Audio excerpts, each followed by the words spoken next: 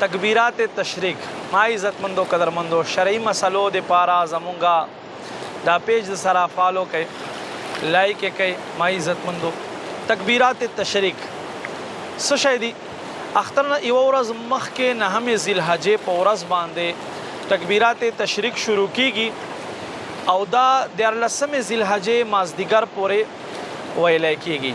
د اختر نه یوه ورځ مخکې سحر مونځ کې په نهمې ذیالحجې تکبیرات تشریق الله اکبر الله اکبر لا اله الا الله والله اکبر الله اکبر ولله الحمد دا شروع کیږي او د 14مې ذیالحجې تر مازدیګر مونځ پورې ویلی کیږي. ما عزتمندو هرې جمع نه بعد په اوچت آواز سره یو ځل دا تکبیرات ویل واجب دي. منفرد سړي دپاره یا په کورونو کې زمونږ خویندې وي هغوی دپاره ویل مستحب کار دی، ثواب کار دی. نو دا ویډیو د سره شیر کړئ چې مسلمان پاتې نشي او دا تکبیرات هم زده کړي. الله اکبر لا اله الا الله والله اکبر الله اکبر ولله الحمد. شکریہ.